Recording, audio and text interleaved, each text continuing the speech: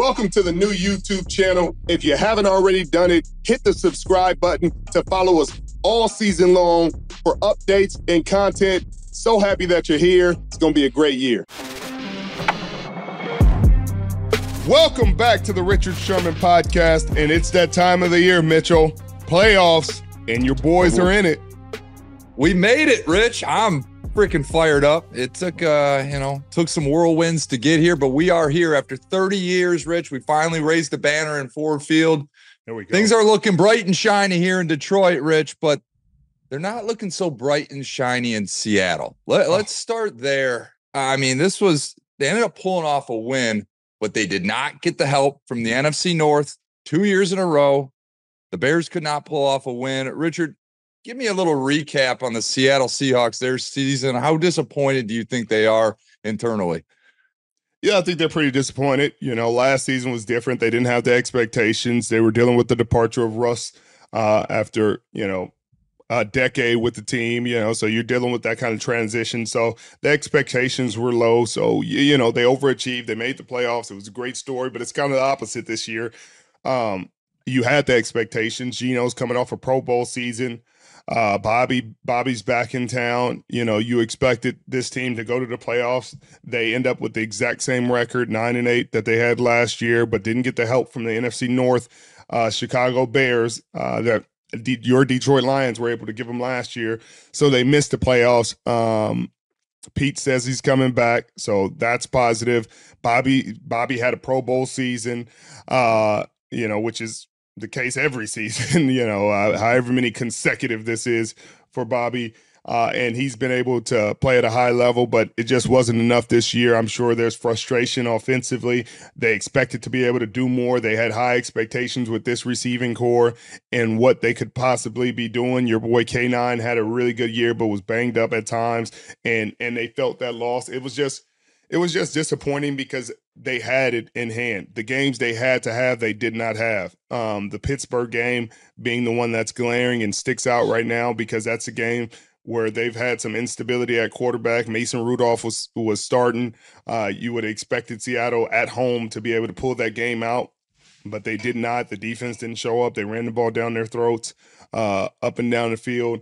So it's disappointing, but they got to get back to the drawing board, figure out what they want to do defensively and schematically. They had Julian Love. They had two Pro Bowlers on defense. Offensively, they got to figure out what they want to do with JSN, Tyler Lockett, if they're going to continue to go with what they've gone with. And they have to find some help on the offensive line, especially the interior. Well, no doubt. Richard, I think you hit it best, man. I mean, the biggest problem with the Seahawks this year was just consistency. I mean, they had their moments. I witnessed them in Ford Field take the Lions at home in overtime. However many times in a row it's been that they've beaten the Lions, and they looked very, very good offensively. Geno Smith slinging the ball all over the yard. You didn't see that down the stretch, and you kind of saw this team that was just kind of creeping by. I know they were dealing with injuries. K9 was banged up a little bit, but the biggest issue with the Seahawks down the stretch especially was just consistency, and they're going to have a long offseason to think about ways to fix that. But, Richard, let's get to some of the games that really matter, because the reality is Week 18, there's only so much that matters. And one of the games that matters, one we saw last night, the battle for the AFC East came down to the wire. The Buffalo Bills, huge comeback in the divisions, multiple games down, and they just rally the troops in the last month and get it done. Richard, your thoughts on this Bills team? I mean, they're rolling. They've won 5 straight. Josh Allen, has played up and down a bit throughout this stretch, but they've won. They won the games. Their defense is playing well. Rasul Douglas has been a huge part of this defensive resurgence. They traded for him, and he's made a huge difference on this defense. But Josh Allen, 350, 359 passing, 30 of 38, 2 touchdowns. He had the 2 interceptions. One of them was kind of like a punt, 4th and 2. He just put it up and gave his receiver a chance. But the other one, was kind of uncharacteristic. It looked like they weren't on the same page, he and Gabe Davis. But still, going into the playoffs, they were 6-6 at one point, Mitchell, and people thought they potentially would miss the playoffs. And now they're 11-6 and won the division, the 2 seed in the AFC. And you got to think they're gonna be able to beat Pittsburgh at home. Their next game will be tough. I just don't see how they would be able to beat the Baltimore Ravens if they found a way to make it to the AFC Championship. But they'll have to cross that bridge when they get there because they've been rolling so far. They found a way to contain Tyreek Hill. Obviously, without Waddle out, it's much easier to put all the focus on Tyreek Hill. They forced Tua Tagovailoa into two uncharacteristic interceptions. And at the end of the day, nobody wants to go to Buffalo and play, especially in January. And that's where they're going to have to go at least twice. Teams are going to have to go there, starting with the Pittsburgh Steelers, who have looked a lot better with Mason Rudolph under center. But I don't think it's going to be enough to beat the Buffalo Bills. Well, Buffalo's an interesting team. They made a huge change out the offensive coordinator spot, got rid of Dorsey, brought in Brady, and all of a sudden this offense is transformed. I mean, Josh Allen, like, let's not overlook this. He's played like an MVP candidate over this last month and a half, and he's resurged this Buffalo Bills team. And now they enter the playoffs, like you said, with a little bit of a home field advantage. They got a running game too, Rich. Run the damn ball. They've been doing just that. They got Stephon Diggs back involved finally. And now the Dolphins are going to slide all the way to the 6th seed, have to go on the road to play the Kansas City Chiefs. We're going to see, I think the NFL just wants these freaking storyboard games. Tyreek Hill going back to Arrowhead. The NFL got exactly what they wanted on opening wild card weekend. Richard, where do the Dolphins go from here? Because this is a team that is incapable of beating anyone over 500 or so, it seems. Do you think they can get it done against KC? Well, you don't bet against Patrick Mahomes in the playoffs, especially under these circumstances. The Dolphins have underwhelmed the last couple of weeks. Obviously, they had the blowout loss to Baltimore, and then they lose this game. So that's really not the kind of momentum you want to have going into the playoffs.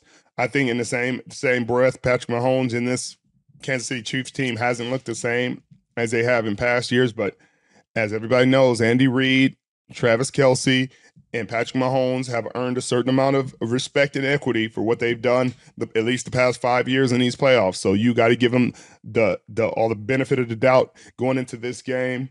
I think they'll find a way to win it, especially the way the Dolphins have played against teams with winning records. I don't mind that call one bit. Richard, here's another game we got to talk about. As much as I don't want to talk about them, we got to talk about the Green Bay Packers. I mean, did they strike gold 3 consecutive times again with Jordan Love here? This guy, talk about rallying the troops. Green Bay was an afterthought midway through the season. Yet here they are in the playoffs, going to Dallas, ending the season the way they couldn't last year with a win to get into the playoffs. Richard, your thoughts on this Packers team? They're playing incredible. Matt LaFleur deserves a ton of credit for the job he's done coaching. Jordan Love deserves a ton of credit. Second in the league in touchdown passes, 18 touchdowns to 1 interception over the past 8 games.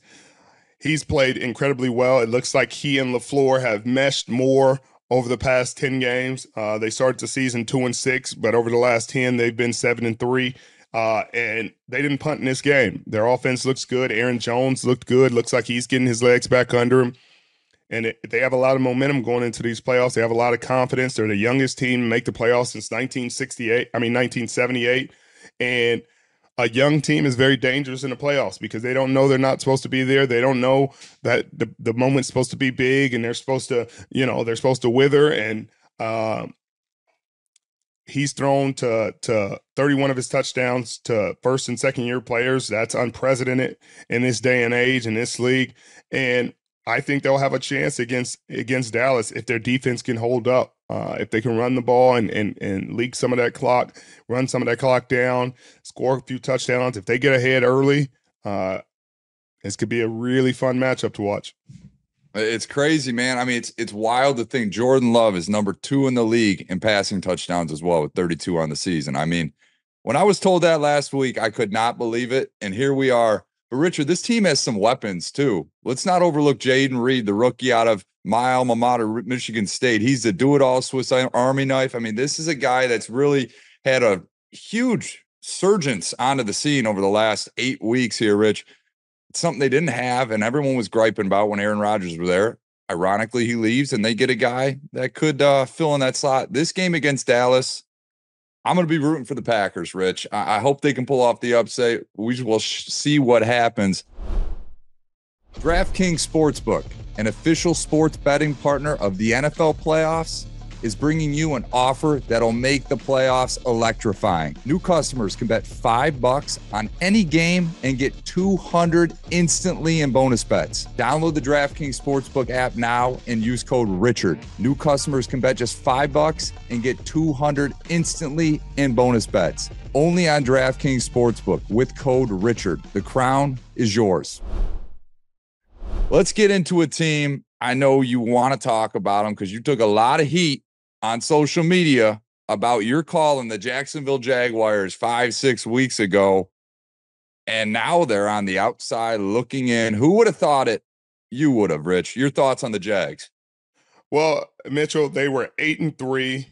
I think they were tied for the 1 seed in the AFC, and they looked good. And they were playing we had their game against the Saints. They didn't look great. Trevor Lawrence didn't look great in the second half. I want to say only had 2 or 3 completions. And I just kept it honest with him. His tape didn't look that impressive. I thought he checked the ball down some. I thought he was efficient at times. But what you're expecting to see, spectacular play for a guy picked number 1 overall in the draft. And, there have been other number 1 overall picks that haven't been impressive. But they talked about him as if he were supposed to be the next Peyton or Andrew Luck and a generational talent that can elevate his team to the next level. And I just didn't see that on tape. And he hasn't shown that over these last, 7-8 games. They've lost 5 of 6 down the stretch. And the only win they had, he wasn't playing. CJ Beathard played and won that game. And so, it's sad for this franchise that has been through a lot. To think they have their guy, but at the end of the day, they're going to have to pay him, Mitch. And that's the world we live in now. Is regardless of how well or not well, if you play adequate, you're going to get paid $50 million in the National Football League. That's how it goes. People are sitting here arguing that he was elite, and I just didn't see it, and I don't see it now. And then there were Jacksonville fans saying, "You're not watching the tape, and you're biased, and you just hate on the small market team." I really wouldn't care if you were in New York or in Jackson, in Duval. The tape is going to say what the tape says. It is what it is. You have a really good team outside of him that was playing really well. Their defense was playing better. Travis Etienne was playing really well. Calvin Ridley had a really good season. They have weapons. They have a team that's, Evan Ingram has second most catches in NFL history by a tight end. So there are bright spots to this team, but it's unfortunate that they lost 5 of 6 going down the stretch, after a promising start. But C.J. Stroud and those Houston Texans look like they're going to be a problem in this division for a really long time. I thought they would have a chance at a wild card spot. I did not see them winning the division in the way they did and going down to Indianapolis with everything on the line and him pulling out a huge win. But I'm happy for DeMeco Ryan and his team and his boys. They look like they're going to be a really strong and formidable team going forward with Will Anderson, Laramie Tunsil, Derek Stingley, C.J. Stroud, Nico Collins has been fantastic. Tank Dell, before he got hurt, was having a marvelous rookie season. So the future is bright in Houston, and I don't know what the future is. It's kind of murky right now in Jacksonville. Well, you're not lying about that, Rich. Their team was teetering on that edge, and then once Christian Kirk got banged up with the groin injury, it was like all the wheels fell off that bus, and it was wild to see. I mean, you saw some experts put this team as high as 3 in their power ranks. I just didn't see it, Rich. I didn't see it. They got a lot of good pieces on this squad, but I like the Houston Texans. I mean, frankly, Indianapolis Colts. And before we get into the playoffs, I want to talk about that game, that Saturday night game, because it was a wild one, and it was a win to get in. Winner take all. Inevitably, winner wins the AFC South. The Colts running back, Tyler Goodson, dropped a big pass at the end of the game. I mean, Richard, you played this sport long enough. You've been on the the winning side, the losing side. What do you say to a teammate like Tyler Goodson after some heartbreaking loss like that? Um, you just tell him to keep his head up. It's hard to in that moment to know that all isn't lost and the world isn't over, and it's because in his world right now he's crushed. The biggest moment of his life, he dropped the pass. He feels like there's no hope. It's depressing, and then with the social media age, I'm sure he's getting a lot of people without profile pictures, saying horrible things to him, probably messaging him horrible things. So I would just say stay off the social media, lean on the people around you that care about you, and the games are not won or lost on one play. And that just happened to be a fourth down play, but there are other moments in the game that probably helped decide this game. So I would tell him to just keep his head up. Don't let this moment define you, because it shouldn't. And I hope it doesn't. Well, Richard, let's jump right into these NFL playoff matchups. Obviously, your 49ers skate away with the 1 seed in a first-round bye. They played and ultimately lost to the Rams. And in losing to the Rams, unfortunately, Matthew Stafford heads to Detroit. Let's start with that matchup. Richard, I'm going to be there, okay? This is Sunday night, 8 p.m. Eastern time on NBC, also streaming on Peacock.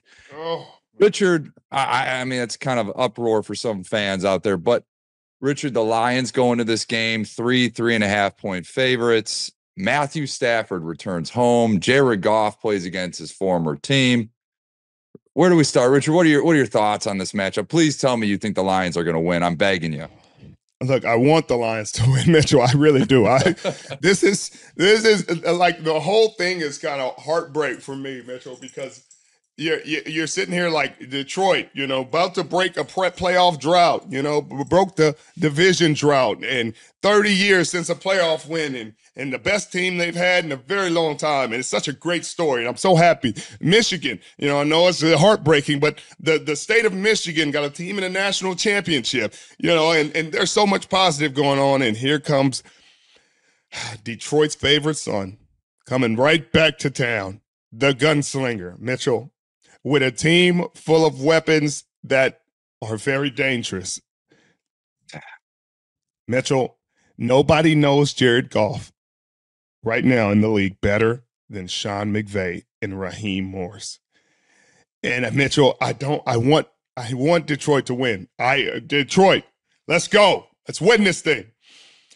But if anybody's going to know how to give him problems and give him issues, it's Sean McVay and Raheem Morris, Mitchell. This is the matchup I was hoping to avoid, because I think it's going to leave Detroit fans so conflicted.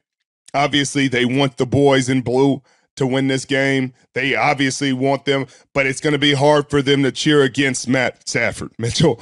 And as they're cheering against him, and if he has success, I don't think Matt Stafford wants to be the one to send Detroit home. I know when he saw the matchup, he was like, oh, not like this.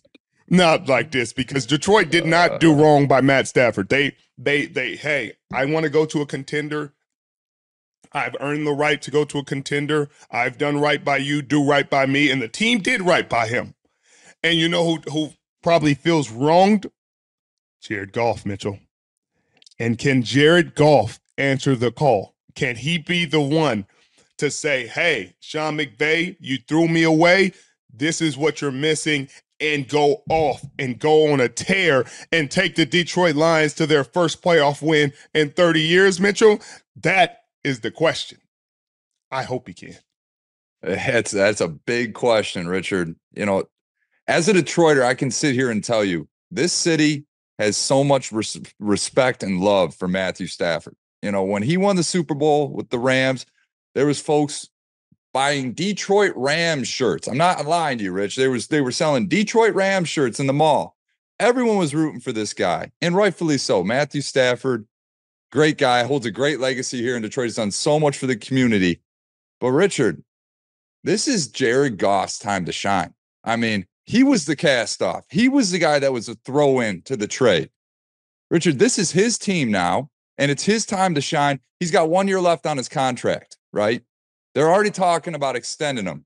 If you want that extension, you got to go win this game. You got to go prove it against your old team. This is now the time to leave your imprint in Detroit sports history forever, because this is something that most people haven't seen in Detroit in a long, long, long, long time, and that's a winning quarterback in the playoffs. This will be a hell of a game, Rich. They're going to have to go into it most likely without Sam Laporta. The gold they plucked out of Iowa was unfortunately injured, hyperextended knee. Doesn't look like he'll play. Is questionable, doubtful going into this game. But Richard, Ford Field rocks, man. It rocks, and it's prime time. This stadium's going to be rocking. We'll see what happens. Mitchell, I think they can win this game. If Jared Goff somehow beats Matt Stafford and Sean McVay, first off, it'll be a great moment for him. But if he can then go turn around and go to Dallas and win the game, Mitchell, they may build a statue of him in Detroit. I mean, there's been a long time since they've had something to cheer about, and I guarantee you people would not be upset in Detroit with them paying him $50+ million if he can win 2 playoff games this year, Mitchell. I guarantee you they would say, hey, $50 million, Jared Goff, where do we sign up? Well, there's a lot of room next to the statue of Barry Sanders out front. I'll tell you that much, Rich. So who knows? They could be building one here soon. But let's get into that Cowboys-Packers game. This is the one Packers are hotter than people think. I'm surprised that Vegas is giving them 7.5 points cushion. The Cowboys are obviously at home, but here's another storyline game for you here, Rich. Mike McCarthy goes up against his former team. Last time the Packers played, the Packers won 31-28. McCarthy won his last 2 playoff matchups while on the Packers sideline against these Cowboys, and now he's got to go reverse the script and try to get a win. Richard, I'm just gonna ask you a question. If the Packers are going to win this game, how are they going to do it? They're going to need to make some stops, Mitchell. That's the concern. They're going to need to make some stops. If they can get some stops, I think they'll be able to move the ball. I think they'll be able to score points. If they can get an early lead, I think that's their only shot at winning this. If they fall behind and have to play catch up, I don't think they catch the Dallas Cowboys. Their defense hasn't shown that kind of power. Rashawn Gary's having a career year. They have playmakers, Preston Smith, Kenny Clark, Quay Walker. They have playmakers on defense. Jair Alexander, is still a really good corner in this league. But I think when you're a young team, underdogs in the playoffs, you got to start fast. And I think they have to almost prove it to themselves that they can do this. And if they get up, I think it would be the combination of their confidence and Dallas's doubt that would creep in that will make this a very interesting game, because Dallas knows they should win this game. They know they're the better team, but they also know there's only been a couple teams that have put them out of the playoffs in Dak's career. It's been the Green Bay Packers and the San Francisco 49ers. And those are the teams that if they get ahead, or they would put the seed of doubt in your mind. And this young quarterback has been playing well. We talked about their record, 7-3 over the last 10. He has been playing fantastic football. Matt LaFleur is one of the best play schemers in the National Football League, and he has a lot of tape to watch. He can watch when Mike McDaniel went against him. He can watch when Kyle Shanahan went against him. He can watch when McVay went against him the first time. Even though they didn't win the game or have that much success, he'll have things to watch so that are comparable to the offense that they run. So he'll know how to find the success. He'll know the spaces that are available. He'll know that, hey, we got a good running game, and these linebackers, our safeties playing linebackers, have been very vulnerable against the run game. And that's what they'll need to do, Mitchell. They'll need to shorten this game by running the ball. Well, they could do that. I mean, they got to get Aaron Jones healthy. That's the first thing. They got a battering ram in A.J. Dillon. That's for sure. The quad father, or whatever they call him. Right. He's a beast, Rich. He's an absolute beast. So we shall see. Packers are the youngest playoff team since 1978. So there's a lot to be said there with a young team that doesn't know much. But could this be the Jair Alexander revenge game where he, had his little snafu with the coin toss a couple of weeks ago? Maybe this is a time where he locks down CD and they go get the win. The other game, Richard, we see the Eagles just limping, crawling to the finish line. They wind up the 5 seed. They go on the road. They play against the Bucs, who are dangerous. Richard, who do you like in this matchup? I think I like the Bucks, honestly, just because of the way the Eagles have been playing. They're 1-5 in their last 6 games. Even that one win was against the Giants, who haven't been playing great this season. It just doesn't seem like a confident team. We talked about Brian Johnson and the play calling being a bit predictable. Defensively, they saw the problems. Their ranking is really low. I mean, they're, I think, 31st and third down. I think they're 28th or 29th in scoring defense. They're 28th against the pass. I think they're 10 or 11, against the run. And they replaced Sean Desai with Matt Patricia, and it didn't get any better. They just gave up 27 to the New York Giants, and obviously they pulled their starters at a point in time in that game, but it was 10-0 before they did that. And so it wasn't like they pulled their starters, when they were up, 10-0, and then New York just ran a bunch of points up on their backups. They were doing this against their starters, and the concerning thing is the personnel hasn't changed dramatically. It hasn't, defensively or offensively. It hasn't changed dramatically, but the results have. The results are dramatically different. They're not getting the sacks they were last season. They're not getting the pressure they were up front.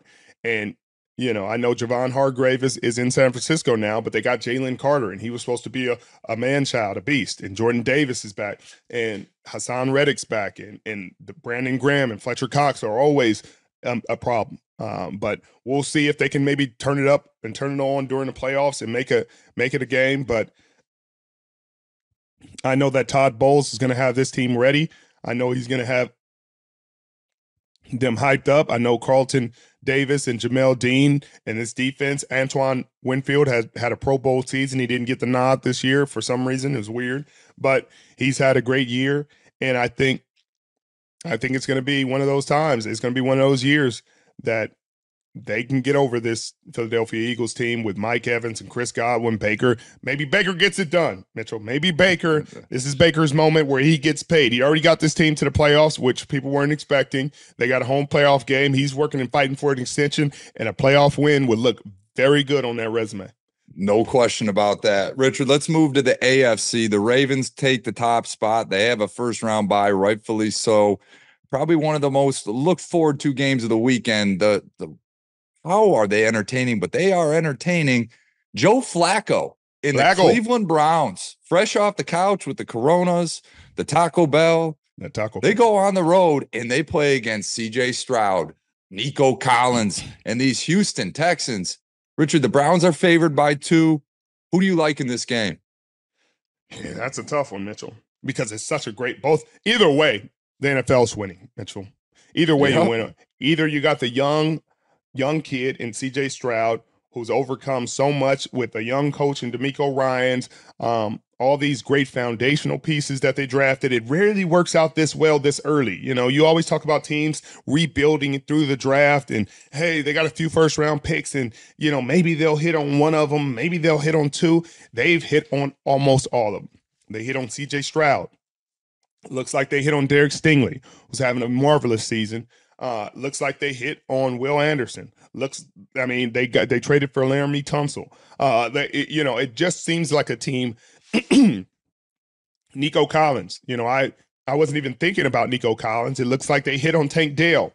And a team like this, Mitchell, again, a young team who doesn't know any better. It never looks like the moment is too big for C.J. Stroud.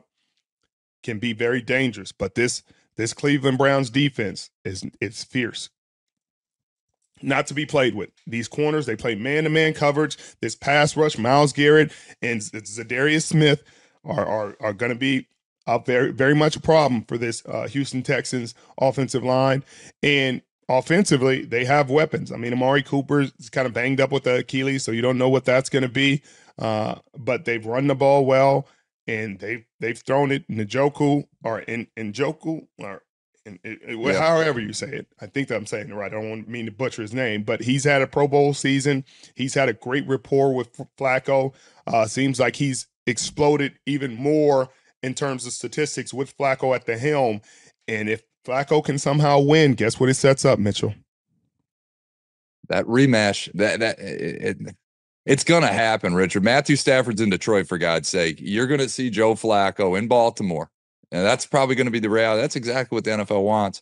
Richard, it's wild to think that this team is without Nick Chubb. They're without Deshaun Watson. I mean, the two biggest names on this team haven't been part of it for weeks and months at this point. Yet Joe Flacco has raised this team to a new level, and I'm excited to watch this game, Rich. I'm really excited. No matter who comes out of it, both teams deserve it. And C.J. Stroud's just one of those quarterbacks. If you're a fan of football, you got to be a fan of his game. He slings it. He's fearless. He's a great quarterback. Texans have got to be absolutely pumped up with their future here, whether they win this game or not. We already talked about it a little bit, but the Chiefs, they kind of limp in as well. They're going to be playing at home against the Dolphins, who have just been on a nosedive, somehow fumbled this division over to the Bills. The Dolphins, Richard, do they go in? Do they get it done? Does Tyreek come out victorious? I don't know. It doesn't. I don't think Tyreek comes out victorious. It'd take a big game from him. And we talked about it. They played earlier this season in Germany, and they had answers for Tyreek Hill. I think that was his worst game of the season. I think they're going to have answers again. So they're going to force Tua Tagovailoa to beat them with somebody else, whether Jalen Waddle comes back or it's on the ground with a chain or Raheem Mostert. Like, they're going to force him to beat them with somebody else. And Patrick Mahomes has been, this is probably one of his worst statistical seasons. But again, in the playoffs, you cannot bet against him. He can show up in big ways. He's played big in big games all of his career. He's been outstanding in the playoffs, and I don't expect that to change today. I expect it to take a Herculean effort from the Miami Dolphins to come out of this game to leave Arrowhead with a win. And finally, Richard, the red-hot Buffalo Bills somehow, some way take on the Pittsburgh Steelers. I want to talk about the Steelers real quick before we get into this game, because this team was left for dead, man. And then Mike Tomlin somehow gets this team to rally around QB number 3 now, Mason Rudolph, who looks like he might finally be the answer. Richard, these Steelers have another winning record out of nowhere, and they're in a playoff game against the Bills. You can never count them out. They go into this game pretty sizable underdogs at 9.5 points. Richard, what do you think of this game? Do you like the Bills to come out on top?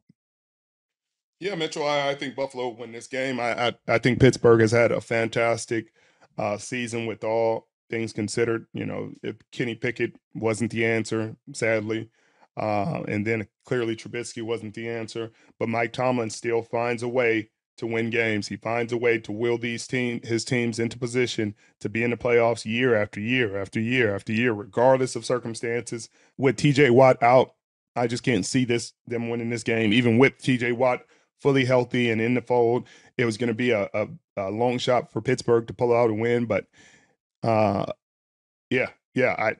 it's been great. It's still a successful season for them. They made the playoffs. They need to find an answer at quarterback, but I think Josh Allen and the Buffalo Bills are too hot right now. They're in Buffalo. They're at home. They're tough to beat there. Well, that concludes at least our analysis of these matchups. Richard, before we go, I got to know, who is your AFC and NFC representatives? Let's take an AFC championship game, NFC championship game, and then Super Bowl participants. Who do you think is going to make both of those games and then the Super Bowl? That's a great question, Mitchell. The Detroit Lions is an easy answer here, Richard. Detroit. I have the Dallas Cowboys playing the San Francisco 49ers. Unfortunately, Mitchell, oh my God. You know, I don't want to jinx Detroit. Every time I give them this kind of respect, Mitchell, what happens. So maybe if I don't jinx them, they'll go and they'll win it. On the AFC side, I got Buffalo and I don't know if they can beat Mahomes though. Because it's going to be Buffalo and Kansas City. I don't know if they can beat Mahomes though. Like, everything considered, I know that he's having a down year, but I just don't know if he can beat Mahomes. Mitchell, just don't know, Mitchell. It's like Freddy Krueger. That's his Jason Voorhees. That's his, you know what I mean? That's the one, Mitchell. That's the hill he has to climb. That's his Goliath. Like, that's the dragon he has to slay, and he has not slayed him, Mitchell. Burrow has. Joe Burrow has slayed him, but Yes. not Josh Allen. And they changed overtime rules because of what happened in that game. And not that Josh played bad. He played spectacularly, but he lost.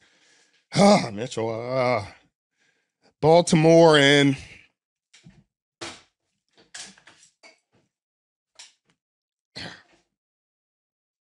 Mitchell, I don't know if he can beat him, Mitchell. Baltimore and Kansas City, Mitchell. Baltimore and Kansas City. God. AFC Championship. Mitchell, I don't know if he can beat him. All right. Well, that takes us to the Super Bowl. Who you got? San Francisco 49ers, Mitchell. You know who I got. I know that, but are they playing? Are they going to have a rematch against the Ravens again, or what? They're going to play Baltimore again. It's going to be a different ball game, but they got to find some answers for that Baltimore pass rush because they are not going anywhere. They are still going to be there and just as ferocious as they were. And again, you got to find answers for Lamar Jackson, which nobody has found as of yet. I respect it, but I'm gonna paint a little bit different picture for you because I got to get on record with my prediction here. All right. Okay. I think the Detroit Lions win in commanding fashion against the Rams. When I say commanding, I think they're going to win by 8+ points. They're going to be on a hype train leading into playing the Dallas Cowboys, where they get their rematch. They get the old Brad Allen replay special. The Lions end up winning in dramatic fashion in Dallas. Go on to face your San Francisco 49ers. This is where it's going to get tough, Rich. These teams match up really well. Niners are obviously superior in a lot of different angles defensively. I like the Niners to advance against the Detroit Lions. But then, you know what? I think it is Josh Allen's time to shine coming out of the AFC, Richard. No, you don't believe that. You talked about him taking down Goliath. He's going to take down Goliath and Patrick Mahomes, and then they're going to shock the world, beating the Baltimore Ravens, the red-hot Ravens. They will play against the San Francisco 49ers. Richard, I'll take it one step further. It is Josh Allen's year. He's going to win this. The Buffalo Bills come out victorious over your San Francisco 49ers. He becomes the talk of the town, next year's MVP favorite, etc. It is Josh Allen's time to shine. I'm dying on that hill, Rich. Mitchell, that's a tough hill to die on. It's going to be a lonely hill, Mitchell. There's not going to be a lot of people that join you on that hill, and I definitely won't. If you think Josh Allen is going to slay not only Patrick Mahomes, but you think he's going to slay Lamar Jackson and then the 49ers. Mitchell, if he goes through that gauntlet and wins those, there's going to be some conversations this offseason, no question about it. I don't think he will, but I just want to become part of Bill's Mafia at the end of the day, Rich. That's my only goal here. There are going to be a lot of people jumping through tables if he gets on this kind of run, Mitchell. There'll be a lot of tables broken in Buffalo for sure. No question. Well, Richard, this concludes our Week 18 recap as we look forward into next weekend's huge games. We thank you guys, as always, for joining us. Richard, I'll let you sign us off. Well, as always, we appreciate you joining us this season. The season has come to a conclusion for the regular season, but the most exciting time of the year is here now, and we'll have more exciting podcasts and more exciting guests as we move forward in these playoffs. Send your predictions. Tag us on Instagram or Twitter or wherever you might catch us. But it's going to be interesting. I think the Dallas Cowboys go home, and I can't wait.